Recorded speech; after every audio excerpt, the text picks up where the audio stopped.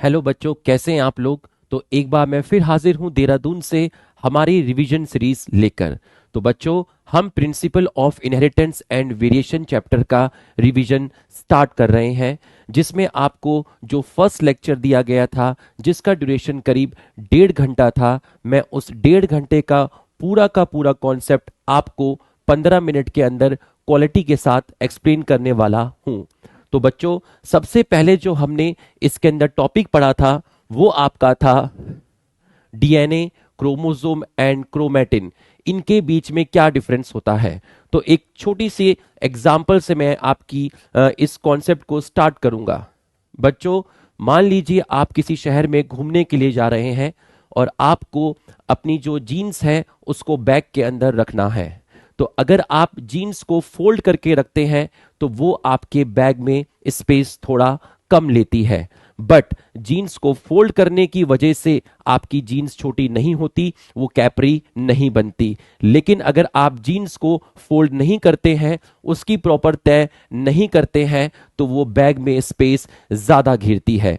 इस बात से आप बिल्कुल सहमत होंगे। ठीक उसी प्रकार से आप मान लीजिए कि जीन्स का मतलब है डीएनए और बैग का मतलब है न्यूक्लियस।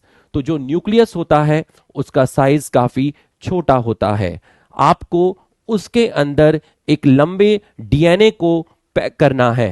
तो एक लंबा डीएनए को आपको न्यूक्लियस के अंदर रखना है और न्यूक्लियस का साइज छोटा है। तो एक छोटे से साइज के अंदर आपको इतना लंबा डीएनए उसके अंदर पैक करना है। तो अब आप खुद सोचिए आपने कहा कि सर, जीन्स को अगर मैं फोल्ड करूंगा तो वो स्पेस कम घेरेगा और वो इजीली न्यूक्लियस के अंदर या बैग के अंदर एकोमोडेट हो जाएगा। तो आपका ये बहुत लंबा डीएनए है, आप देख सकते हैं ये कितना लंबा डीएनए है।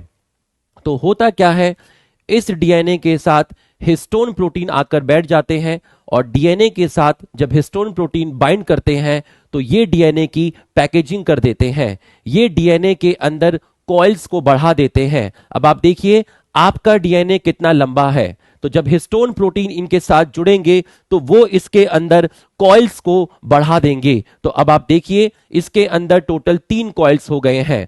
तो देख लीजिए डीएनए की जो लंबाई है, लेंथ अभी भी उतनी ही है, लेकिन आपका डीएनए आपको छोटा दिख रहा है क्योंकि इसके अंदर नंबर ऑफ कॉइल्स इंक्रीज हो गए हैं। तो ये जो चीज आपकी बनती है डीएनए के साथ जब हिस्टोन प्रोटीन जुड़ जाता है, तो जो चीज आपकी बनती है उसको आप क्रोमैटिन बोलते हैं, उसको आप क्रोमैटिन बोलते हैं। अगर आप इसकी और ज्यादा कॉइलिंग कर देंगे, अगर आप इसकी और ज्यादा कॉइलिंग कर देंगे तो ये और छोटा हो जाएगा, इसको आप बोलते हैं क्रोमोसोम। तो आप मुझे बताइए क्रोमैटिन में कॉइलिंग ज्यादा है या क्रोमोसोम में कॉइलिंग ज्यादा है। आप कहेंगे कि क्रोमोसोम में कॉइलिंग ज्यादा है, मतलब यहां फोल्डिंग ज्यादा है। और अभी अभी आपने बताया था कि जब आप किसी जीन्स को फोल्ड करते हो तो उसकी थिकनेस बढ़ जाती है। ठीक इसी तरीके से जैसे कि ये एक रुमाल है, ये एक रुमाल है, ये एक डीएनए है। आपने इस डीएनए को फोल्ड किया, आपने इस डीएनए को फोल्ड किया तो ये क्रोमैटिन हो गया। देख लीजिए थिकनेस बढ़ गई। आपने इसको और ज्यादा फोल्ड किया तो इसकी थिकनेस और बढ़ गई, ये आपका बन गया क्रोमोसोम। तो जैसे जैसे आप डीएनए से क्रोमैटिन की तरफ जाएंगे और क्रोमैटिन से क्रोमोसोम की तरफ जाएंगे, आपकी जो थिकनेस होगी वो बढ़ती जाएगी। तो अगर मैं आपसे पूछता हूं कि क्रोमैटिन और क्रोमोसोम में क्या डिफरेंस है, तो आप बताएंगे कि जो क्रोमैटिन होता है उसमें जो डीएनए की जो कॉइलिंग होती है उनका नंबर कम होता है, लेकिन जो क्रोमोसोम होता है उसके अंदर डीएनए की कॉइलिंग का नंबर ज्यादा होता है।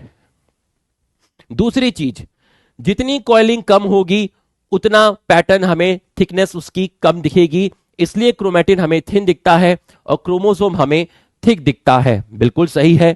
दूसरी चीज आप देखेंगे कि जो क्रोमैटिन होता है वो आपको लॉन्ग दिखा था और जो क्रोमोसोम था वो आपको शॉर्ट दिखा था, क्योंकि क्रोमोसोम का अंदर जो डीएनए प्रेजेंट था उसमें कॉइलिंग ज्यादा थी। तो इसका मतलब वहां पर आपको जो क्रोमोसोम है वो शॉर्ट दिखता है, लेकिन क्रोमैटिन जो है आपको लॉन्ग दिखता है, क्योंकि क्रोमैटिन के अंदर जो डीएनए प्रेजेंट होता है उसके अंदर कॉइलिंग्स क्रोमोसोम के डीएनए के कंपेयर में कम होती है।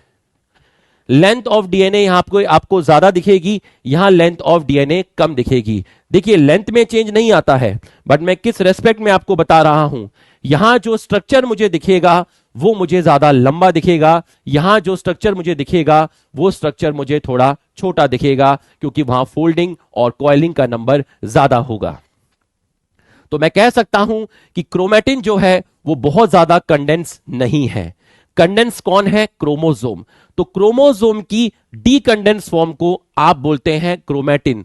अगर क्रोमोसोम की कंडेंस फॉर्म, क्रोमैटिन की कंडेंस फॉर्म को आप बोलते हैं क्रोमोसोम। तो अगर मैं आपसे कह रहा हूं कि ये आपका क्रोमैटिन है तो ये आपका क्रोमोसोम है, ये डीकंडेंस है, ये कंडेंस है। तो जो जितना डीकंडेंस होता है उसकी विजिबिलिटी उतनी ही कम होती है। क्रोमैटिन की विजिबिलिटी कम होती है क्योंकि वो डीएनए की डीकंडेंस फॉर्म है, लेकिन क्रोमोसोम की विजिबिलिटी ज्यादा होती है क्योंकि वहां पर डीएनए ज्यादा कंडेंस होता है, उसमें कॉइलिंग ज्यादा होती है। और क्रोमोसोम क्रोमैटिन के मुकाबले थोड़ा शॉर्ट होता है और थिक होता है, लेकिन क्रोमैटिन जो होता है वो लॉन्ग होता है और वो आपका थिन होता है। अब जब आपने 11th क्लास में चैप्टर पढ़ा होगा cell cycle and cell division, तो वहां पर आपने इंटरफेस भी पढ़ा होगा, प्रोफेस पढ़ा होगा, मेटाफेस पढ़ा होगा। तो इंटरफेस में आप बेसिकली वर्ड यूज करते हैं क्रोमैटिन। तो इंटरफेस में आपके पास क्रोमोसोम की डीकंडेंस फॉर्म होती है जिसको आप बोलते हैं क्रोमैटिन, तो ये बात आपको अच्छे से समझ में आ गई होगी। इंटरफेस से जब आप आगे जाएंगे, प्रोफेस की तरफ जाएंगे, प्रोफेस की एंडिंग में जाएंगे या मेटाफेस में जाएंगे, तब आप वर्ड यूज करते हैं क्रोमोसोम। तो मैंने आपको क्रोमैटिन बताया, मैंने आपको क्रोमोसोम बताया, आपको अच्छे से यह चीज समझ में आ गई होगी। उसके बाद क्रोमोसोम, ये भी एक क्रोमोसोम है, ये भी एक क्रोमोसोम है, बट इसके अंदर आपकी दो क्रोमैटिड है। एक क्रोमैटिड व्हाइट कलर से दिखाई है और एक क्रोमैटिड येलो कलर से दिखाई है। ये एक क्रोमोसोम है, ये भी एक क्रोमोसोम है, बट यहां पर जो क्रोमैटिड है वो एक है, पूरी की पूरी व्हाइट एक क्रोमैटिड है। यहां पर व्हाइट एक क्रोमैटिड है, येलो एक क्रोमैटिड है। एक क्रोमैटिड में एक डबल स्ट्रैंडेड डीएनए है, एक क्रोमैटिड में एक डबल स्ट्रैंडेड डीएनए है, दो क्रोमैटिड में दो डबल स्ट्रैंडेड डीएनए है। तो बच्चों, ये जो आपको दिख रही है व्हाइट कलर से क्रोमैटिड, क्रोमैटिड के अंदर प्रेजेंट होता है डीएनए। तो बच्चों, क्रोमैटिन के अंदर जो डीएनए होता है, जब उसमें नंबर ऑफ कॉइल्स और ज्यादा हो जाते हैं तो वो पहले के मुकाबले और उसकी विजिबिलिटी बढ़ जाती है, वो थिक हो जाता है, और थिकनेस होने की वजह से वो और ज्यादा कंडेंस हो जाता है। तो क्रोमोसोम जिस चीज का बना होता है उसको बोलते हैं क्रोमैटिड, और क्रोमैटिड के अंदर प्रेजेंट होता है डीएनए। तो क्रोमोसोम किसका बना हुआ है? क्रोमैटिड। क्रोमैटिड के अंदर क्या प्रेजेंट है? आपका डीएनए। ये 2C और 4C वाला अभी हम छोड़ देते हैं। इसके बाद आपको बताया था कि डिप्लॉइड और हैप्लॉइड के अंदर क्या डिफरेंस होता है। बच्चों, हमारे अंदर 46 क्रोमोसोम होते हैं, मतलब 23 पेयर्स क्रोमोसोम होते हैं।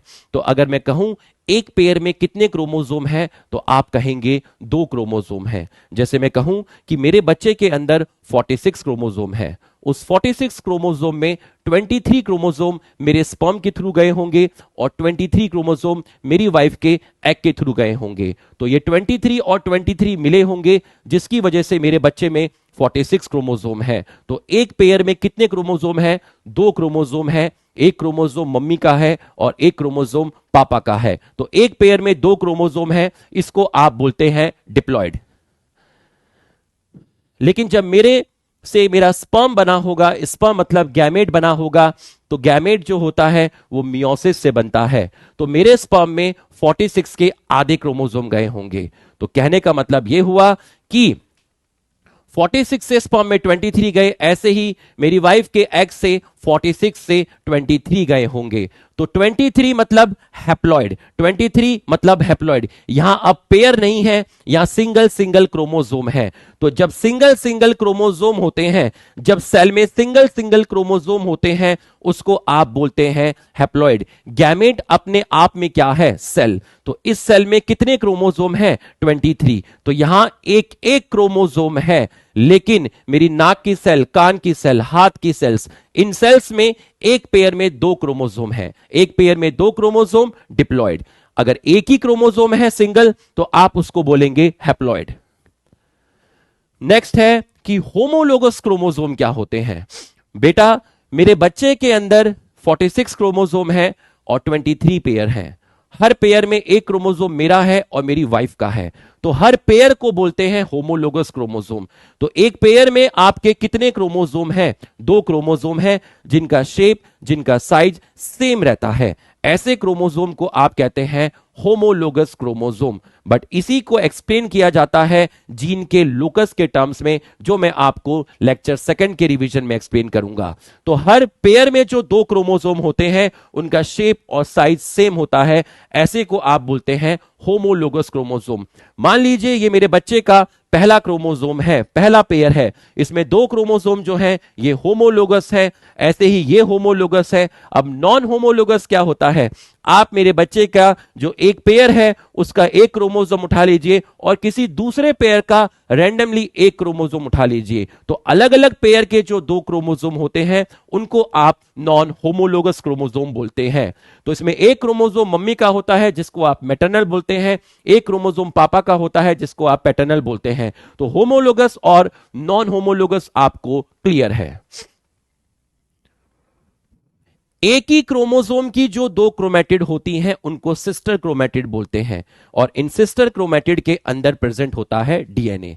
तो एक ही क्रोमोसोम की जो 2 क्रोमेटिड है, एक येलो से बनाई है, एक ग्रीन से बनाई है, तो एक क्रोमोसोम की जो 2 क्रोमेटिड होती है उसके अंदर आपका डीएनए प्रेजेंट होता है, इनको सिस्टर क्रोमेटिड बोलते हैं। जो डीएनए यहीं रहा होगा, इस क्रोमेटिड में रहा होगा, वही डीएनए रेप्लिकेट किया होगा एस फेस के अंदर, और वो यहां पर सेम डीएनए है, जो डीएनए यहां है वही डीएनए यहां है, तो इसको आप सिस्टर क्रोमेटिड बोलते हैं। एक पेयर में जो 2 क्रोमोसोम होते हैं उसमें आप एक पेयर की ये वाली क्रोमेटिड ले लीजिए, ग्रीन वाली, और दूसरे क्रोमोसोम की ये क्रोमेटिड ले लीजिए। तो एक पेयर में 2 क्रोमोसोम है, तो एक क्रोमोसोम की एक क्रोमेटिड लीजिए, दूसरे की दूसरी लीजिए, इसको बोलते हैं नॉन सिस्टर क्रोमेटिड। बिल्कुल क्लियर हो गया होगा। नेक्स्ट है कि जीन क्या होता है। तो बच्चों, मेंडल साहब ने जीन वर्ड यूज नहीं किया था, जीन वर्ड जॉनसन साहब ने यूज किया था। मेंडल साहब जीन को फैक्टर बोलते थे। बोला जीन क्या होता है। अब ये आपका मैंने एक क्रोमोसोम बनाया, इस क्रोमोसोम में मैंने येलो कलर से आपको डीएनए दिखाया, और उस डीएनए में कोई पर्टिकुलर डीएनए है जिसको मैंने रेड कलर से हाईलाइट किया। तो क्रोमोसोम के अंदर येलो कलर से पूरा का पूरा डीएनए बनाया गया है। उस डीएनए को, उस पूरे के पूरे डीएनए के कुछ पर्टिकुलर डीएनए को रेड कलर से हाईलाइट किया गया है। तो रेड कलर से जिस डीएनए को हाईलाइट किया गया है, ये वो डीएनए है जो आपका प्रोटीन बना सकता है। तो डीएनए का वो पार्ट, मतलब पूरा का पूरा डीएनए में that particular segment of DNA which forms protein, उसको आप बोलते हैं जीन। तो जीन क्या है? क्रोमोसोम में है डीएनए, और डीएनए का वो सबसे छोटा डीएनए जो कोई प्रोटीन बना सकता है, और वो प्रोटीन कोई ना कोई कैरेक्टर को कंट्रोल करेगा, उसको आप बोलते हैं जीन। फॉर एग्जाम्पल, मैंने आपको कहा कि प्लांट की हाइट है, प्लांट की लंबाई है। तो बच्चों, प्लांट की जो लंबाई है वो एक कैरेक्टर है। इसको कंट्रोल किसने किया? इसको कंट्रोल किया जीन ने। मेरे बच्चों में मान लीजिए बालों का कलर है, तो बाल का जो कलर है वो क्या है? कैरेक्टर है। उसको कंट्रोल किसने किया? जीन ने। तो एक जीन एक कैरेक्टर को कंट्रोल करता है, एक जीन एक कैरेक्टर को कंट्रोल करता है। तो अगर मैं आपसे कहता हूं कि मेरे बच्चे की जो हाइट है वो बिल्कुल मेरे ऊपर गई है, इसका मतलब हाइट एक कैरेक्टर हो गया। तो उसको कंट्रोल करने वाला कोई ना कोई जीन होगा जो मुझसे स्पर्म के थ्रू मेरे बच्चे के अंदर गया होगा। तो क्रोमोसोम में होता है डीएनए, और डीएनए में that particular segment of DNA, that small segment of DNA which control the transmission of character from one generation to another generation, और कैसे कंट्रोल करता है, ये कोई ना कोई प्रोटीन बनाएगा और उस प्रोटीन की वजह से कोई ना कोई कैरेक्टर आएगा। तो ये आपको समझ में आ गया होगा। कैरेक्टर एंड ट्रेट, एक जीन का एक कैरेक्टर होता है, जैसे हो गया प्लांट हाइट, हाइट टॉल हो सकती है, ड्वार्फ हो सकती है, तो टॉल और ड्वार्फ ट्रेट होती हैं। ठीक, गुलाब के फूल का कलर कैरेक्टर है, बट गुलाब का जो कलर है वो रेड हो सकता है, येलो हो सकता है, ये होता है आपका ट्रेट। तो अब आप देख लीजिए, हमने 15 मिनट के अंदर पूरा का पूरा लेक्चर क्वालिटी के साथ एक्सप्लेन किया। तो ये रिवीजन सीरीज को बहुत इंपॉर्टेंट लेना। हमने पहले चैप्टर का जो 1.5 घंटे में पढ़ा था उसका रिवीजन कंप्लीट किया। अब कल आपके पास जो आएगा वो सेकंड लेक्चर का रिवीजन आएगा। तब के लिए थैंक यू।